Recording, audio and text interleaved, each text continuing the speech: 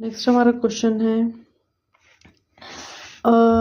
an asset are carried at the amount of cash or cash equivalents that could currently be obtained by selling the assets in an ordinary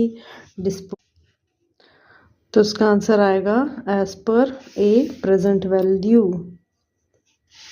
हमारे पास कोई asset है या जो cash और cash equivalents मतलब कि current assets है या कुछ प्रीपेड एक्सपेंसेस है या फिर बैंक ओडी है, वैसे ही तो ये सब चीज़ हमको कैसे रियलाइज़ होगा, वो हमारे पास कोई इन्वेंट्री है या फिनिश्ड गुड्स है तो एज पर जो प्रेजेंट वैल्यू होगी उसके बेसिस पे हम लोग को रियलाइज होगा, तो वो होगा डिस्पोज होगा, वो उसको प्रेजेंट वैल्यू, इसका आंसर आएगा। फिर आएगा historical cost is also known as. Historical cost को हम लोग एक और बहुत अच्छा क्वेश्चन है ये, तो हिस्टोरिकल कॉस्ट को क्या बोलते हैं? एक्विजिशन परचेज कॉस्ट भी बोलते हैं। हाँ, कोई मशीन है या कोई लैंड है उसको हमने परचेज किया है तो 10 साल बाद जो उसको हम लोग बोलेंगे हिस्टोरिकल कॉस्ट ही आती है, मतलब कि जो at the time of purchase हमने जो खरीदी थी वो कौन सी कॉस्ट थी, तो उसको एक्विजिशन को परचेज भी बोलते हैं और उसको हिस्टोरिकल कॉस्ट भी बोला जाता है।